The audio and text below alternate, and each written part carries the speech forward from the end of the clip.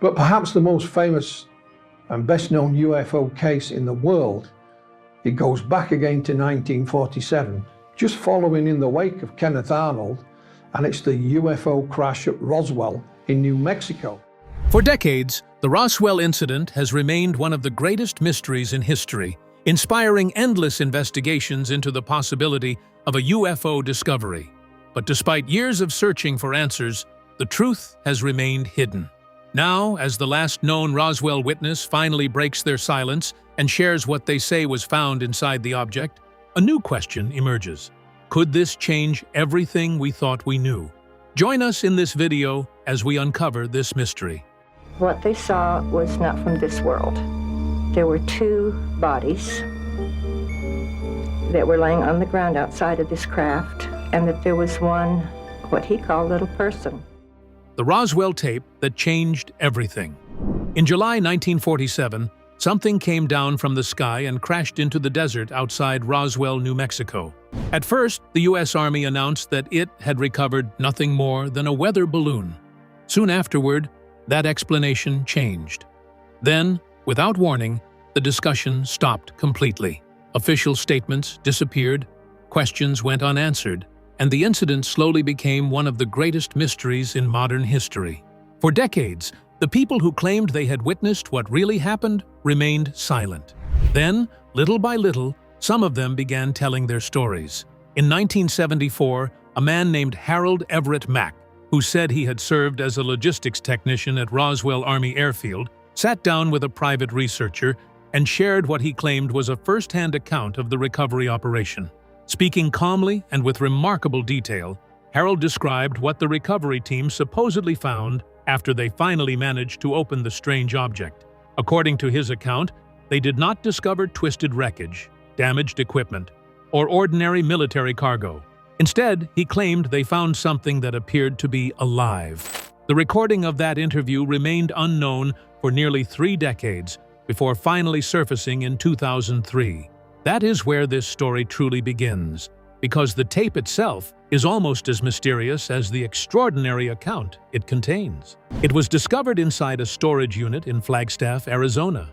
The unit had belonged to Dr. Franklin Oates, a retired professor of anthropology at Northern Arizona University, who passed away in January 2002. While clearing out the storage unit after his death, Dr. Oates's daughter came across an old military surplus ammunition box. It had been carefully wrapped in wax paper and tightly sealed with electrical tape, as though someone wanted its contents protected for years. Inside were 17 reel-to-reel tapes. 16 of them contained university lectures, archaeological field interviews, and ambient sound recordings collected during excavations throughout the Four Corners region. The 17th tape, however, was completely different. Unlike the others, it contained a single interview that lasted approximately 94 minutes. The man being interviewed identified himself only as Harold. Early in the recording, when Dr. Oates asked for his full name, the man simply replied, "Just Harold." That brief answer only deepened the mystery surrounding the tape. Years later, after carefully comparing military personnel records, discharge documents, and other historical files from the late 1940s, researcher Gloria Sandoral, who spent 11 years collecting and cataloging Roswell-related testimonies for a private historical archive in Albuquerque, believed the speaker was Harold Everett Mack. Military records indicate that Mack was discharged from the United States Air Force in September 1948, under what officials described only as medical and administrative circumstances. What exactly does that phrase mean? Medical and administrative. Not one or the other, but both together. On its own, it may seem like an insignificant detail. Yet as Harold's account continues, details like this begin appearing again and again. Each one seems minor by itself, but together they gradually build a picture that becomes increasingly difficult to ignore. Interestingly, Harold does not begin his story with the crash itself. Instead, he begins with something much more unexpected: the smell. He says the very first thing he noticed, and the first thing everyone on the recovery team noticed when they arrived at the site during the early hours of July 4, 1947, was a strange odor hanging in the air. He described it as electrical but strangely sweet, reminding him of ozone mixed with something burning, yet not unpleasant or overwhelming. According to Harold, several members of the recovery team quietly commented on the unusual smell among themselves. Before the conversation could continue, however, their sergeant immediately ordered everyone to stop talking, remain focused, and keep moving toward the object. Throughout the interview, Harold consistently refers to the object as a craft. He uses that word carefully and repeatedly, almost as though he had deliberately chosen it long before sitting down with Dr. Oates. According to Harold, the craft had become partially buried in the wall of an arroyo and was resting at an angle that he estimated to be about 30 degrees. He also insisted that it looked nothing like the classic flying disc shape that later became famous in books, documentaries, and popular culture. Instead, he described it as long, narrow, and stretched out. Somewhat reluctantly, he compared its overall shape to a mussel shell or to the flattened hull of a boat. Based on his estimate, the object measured roughly 40 feet in length and between 8 and 10 feet across at its widest point. Harold also claimed that the outer surface of the craft was unlike any material he had ever encountered before. He hesitated to even call it metal because, in his words, it did not behave like ordinary metal. It did not shine or reflect sunlight the way aluminum or steel normally would. Instead, it seemed to absorb the light around it, giving the strange impression that you were looking through a sheet of dark glass rather than at a solid object. The material appeared smooth, seamless, and strangely lifeless, yet somehow unlike anything he believed could have been manufactured using the technology of that time. It is also important to keep one fact in mind while considering Harold's testimony. He was describing events that he claimed had taken place in July 1947, yet he was recounting those memories nearly 27 years later while speaking into a tape recorder during an interview conducted in 1974. Hidden within Harold's recorded tape is a story that has sparked decades of debate.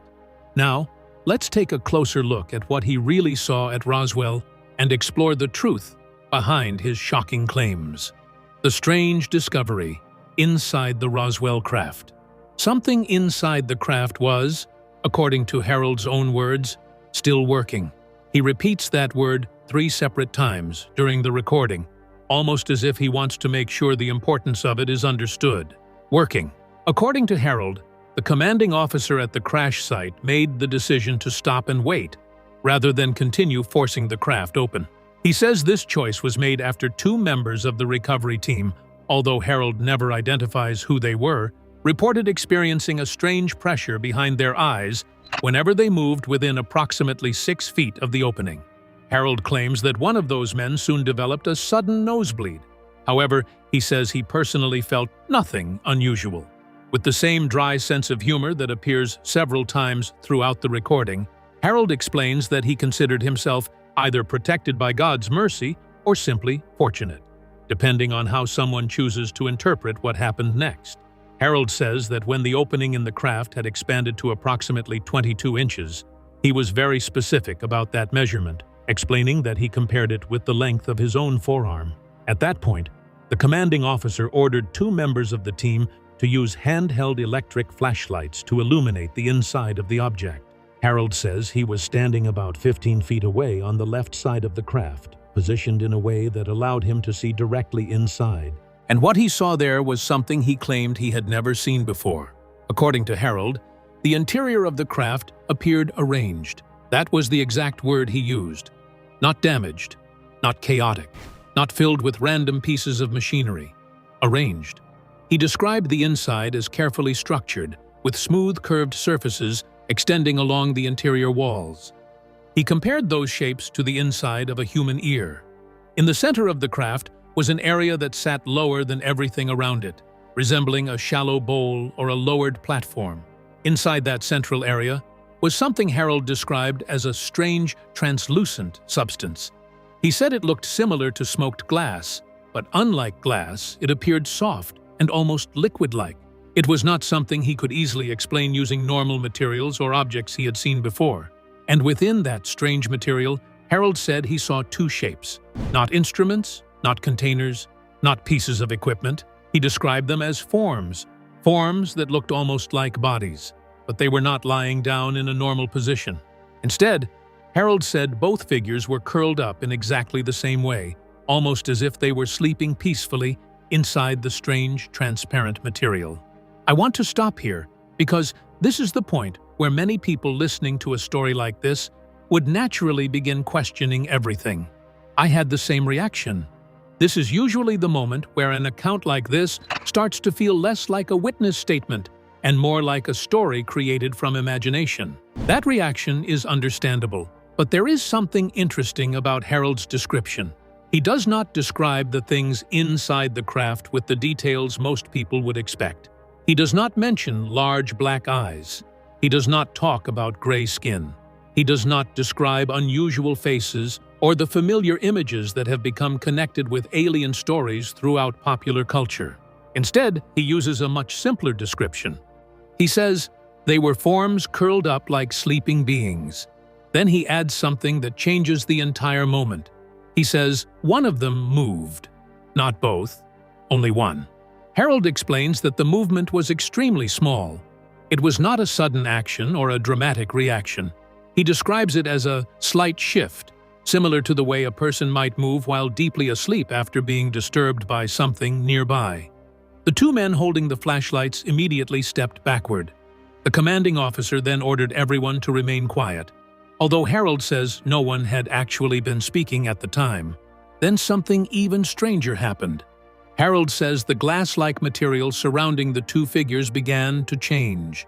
According to his account, the material became darker, but somehow, at the same time, it also became clearer.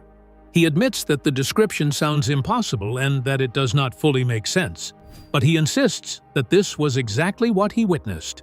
And in that moment, one thought crossed his mind. Whatever was inside that craft knew they were there. That single statement creates one of the biggest questions surrounding Harold's entire account. But to uncover the truth behind what Harold saw, we must first return to the beginning and trace the events that started it all. Stay tuned to find out. The beginning of the Roswell UFO mystery.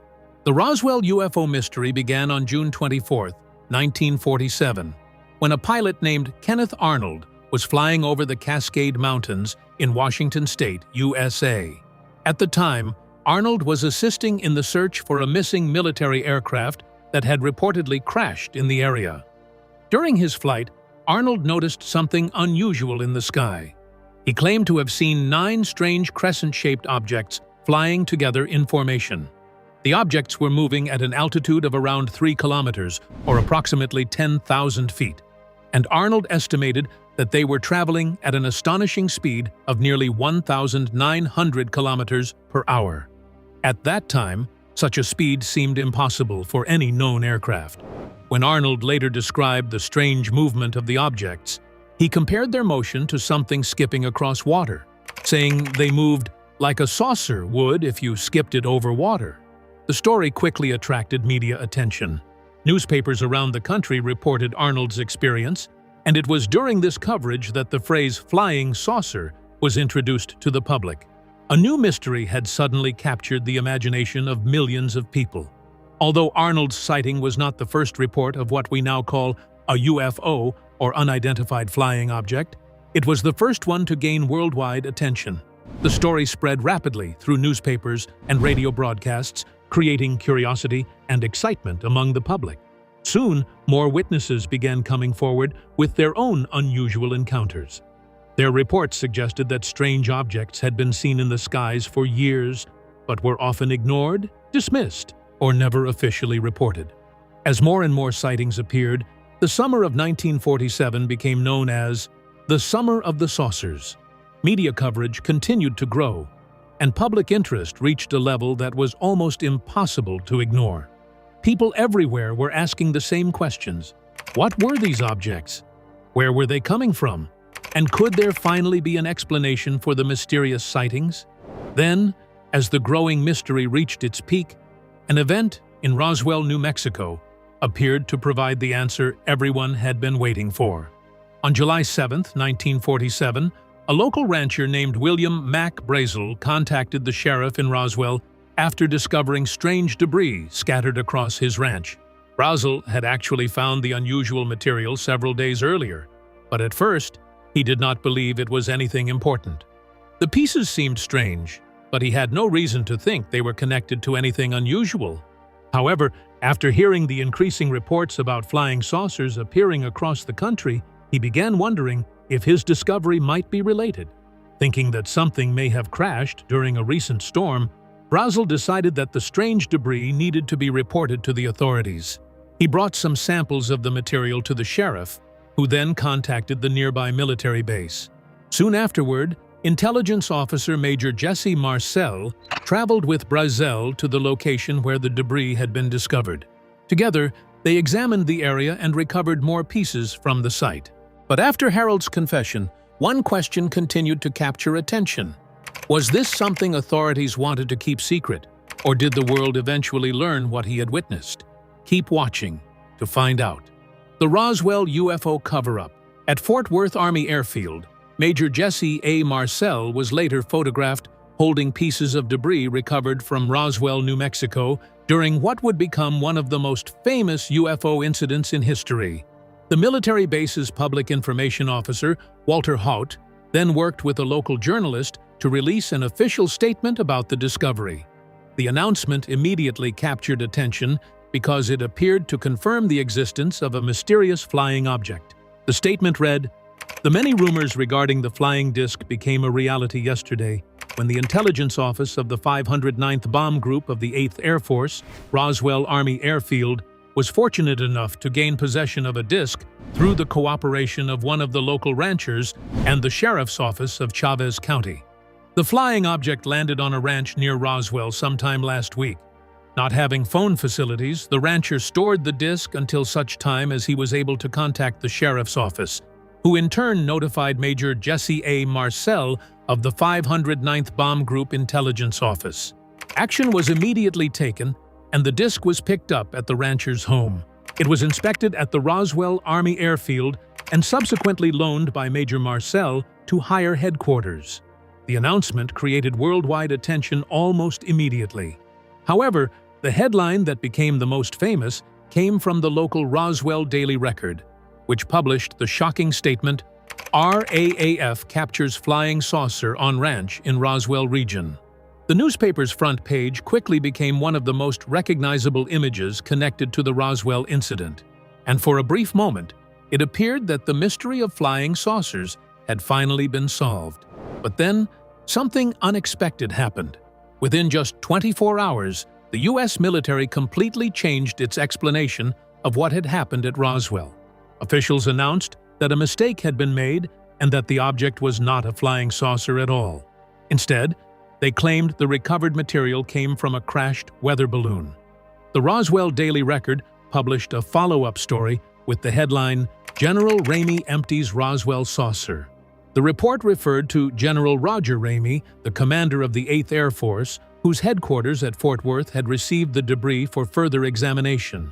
Soon afterward, a series of photographs were released showing General Ramey, Major Jesse Marcel, and other military officials examining the recovered material. In the images, the debris appeared ordinary and unimpressive. It looked similar to thin metallic material and other components that could reasonably match the military's explanation of a weather balloon. At Fort Worth Army Airfield on July 8, 1947, Brigadier General Roger M. Ramey and Colonel Thomas J. Dubose identified the recovered fragments from Roswell as pieces of a weather balloon. Today, with the existence of the internet, social media, 24-hour news coverage, and a large community of UFO researchers investigating unusual events, such a sudden change in explanation would almost certainly create massive controversy. A situation where officials first appeared to confirm a flying object and then quickly changed their story would likely lead to intense public debate and countless theories. The situation became even more interesting because the 509th Bomb Group was not an ordinary military unit. It was the only squadron in the world at that time capable of carrying out atomic bomb missions. Because of this, many people found it difficult to believe that such highly trained military personnel, many of whom would have been familiar with weather balloons and advanced equipment, could have mistaken something so ordinary. However, America in 1947 was very different from the world today. There was no internet, no social media, and no instant access to information. Public trust in government and military explanations was much stronger, especially during the years following World War II. Because of this, the weather balloon explanation was accepted by most people at the time. As interest in flying saucers and UFO reports continued to grow around the world, the Roswell incident slowly faded from public attention. The headlines disappeared, the questions became quieter, and for many years, it seemed as though the mystery had finally come to an end. But decades later, Roswell would return to the spotlight. Even after everything Harold revealed, one question remains. Could there still be more to this mystery than we know, waiting to be uncovered? Keep watching to find out. The hidden truth about Roswell. The Roswell UFO mystery became even more complicated in 1978 when the forgotten story was suddenly brought back into the spotlight by nuclear physicist turned UFO researcher Stanton T. Friedman. Friedman, who had become deeply interested in investigating unexplained aerial events, received information that a retired military officer had a remarkable story to share. That officer was none other than Jesse Marcel, the intelligence officer who had played a key role in the original recovery of the strange debris found near Roswell. When Marcel finally spoke with Friedman, he revealed a very different version of events from the official explanation given by the U.S. military. According to Marcel, the weather balloon story was not the truth, but rather a carefully created cover story designed to hide what had really been recovered. Marcel claimed that the photographs released to the public did not show the actual debris found at the crash site. Instead, he said the images had been staged, with ordinary weather balloon materials placed in front of the cameras to support the military's explanation and convince the public that nothing unusual had happened. According to Marcel, the people involved in the recovery operation were certain that the object they had discovered was not a normal aircraft, weather balloon, or any type of human-made equipment they recognized. He claimed that those who handled the wreckage believed they had encountered something completely different, something that did not come from Earth. Following Marcel's statements, researchers began looking into the Roswell incident with renewed interest. But could this discovery be the beginning of something bigger? Could it trigger new investigations that finally reveal more about the mystery? Stay tuned to find out. The Roswell investigation. Over the next several years, a number of retired military personnel who had been stationed at Roswell came forward and supported certain parts of the crashed spacecraft story. Some witnesses added their own details, describing strange events they claimed to have seen personally or information they said they had learned while serving at the base. However, not everyone accepted these new accounts. Skeptics questioned the reliability of the witnesses and argued that some people may have unintentionally changed their memories over time or simply repeated what researchers wanted to hear. Others suggested that certain individuals may have inserted themselves into the Roswell story as a joke, while some may have been motivated by the desire for attention, recognition, or publicity. Despite the ongoing debate, the Roswell story continued to expand and attract worldwide interest. Books were written about the incident, documentaries were created, television programs explored the mystery, and movies were produced based on the idea of a UFO crash hidden by the government. Over time, Roswell became more than just a single unexplained event. It became one of the most famous symbols of UFO culture. Even people who had never seriously followed stories about aliens or unexplained phenomena had likely heard of Roswell and its mysterious crash. By the 1990s, the line between historical events, speculation, and popular culture had become increasingly blurred. The original Roswell incident began mixing with other famous UFO theories, government secrecy claims, and stories about hidden technology. One of the most popular theories claimed that the wreckage recovered from Roswell had been secretly transported to Area 51, a highly restricted military facility located in the Nevada desert. Area 51 was known for developing and testing advanced aircraft, including the U-2 spy plane, the SR-71 Blackbird, and other experimental military technologies. According to conspiracy theories, scientists at Area 51 had studied the recovered object and attempted to copy its technology through a process known as reverse engineering. Supporters of this idea believed that secret research on the mysterious craft may have helped advance human aviation technology. These theories became so deeply connected with popular culture that they eventually appeared in major entertainment productions, including movies such as Independence Day and television series like The X-Files. Then, in 1995, another shocking development added even more attention to the Roswell mystery. A video appeared that claimed to show an actual alien autopsy, and many viewers believed the footage was connected to the Roswell crash. The so-called alien autopsy film quickly became a worldwide sensation. However, the footage was later exposed as a hoax. Even after being proven fake, the video created enormous media attention and became one of the most controversial UFO stories of the decade. The public fascination surrounding the footage even inspired a comedy film featuring British television presenters Ant and Dec. As the 1990s continued, pressure from the media, UFO researchers, and the public eventually pushed the U.S. government to take another look at the Roswell incident. Officials launched a new investigation and released two official reports, one in 1994 and another in 1997, attempting to explain what had actually happened. The government's final conclusion was that the object recovered near Roswell was not an alien spacecraft. Instead, officials stated that it was a high-altitude weather balloon carrying specialized equipment designed to monitor the atmosphere for possible signs of Soviet nuclear tests. This classified operation was known as Project Mogul. Supporters of the government explanation argued that the secret nature of Project Mogul could explain many of the unusual details surrounding the incident. Since the project was highly classified, military officials in 1947 may not have been able to reveal the true purpose of the equipment, which could have created confusion and allowed rumors to grow. Some researchers even suggested that the original flying disc announcement may have been a misunderstanding or even a deliberate attempt by local officials to distract attention away from the real purpose of the recovered equipment. But beyond all the stories and speculation, one question remains. What is the true reality behind UFOs, and how much of the mystery is actually based on fact? Stay tuned to find out. The reality behind UFO reports. UFOs have become a powerful and widely recognized theme in modern culture, appearing regularly in movies, television programs, books, documentaries, and public conversations around the world. Beyond entertainment, UFO sightings and beliefs have also become a subject of academic study, especially in fields such as sociology and psychology. Researchers have explored why people report seeing mysterious objects in the sky, why some individuals believe these sightings may be connected to extraterrestrial life, and how these ideas shape public opinions, beliefs, and society as a whole.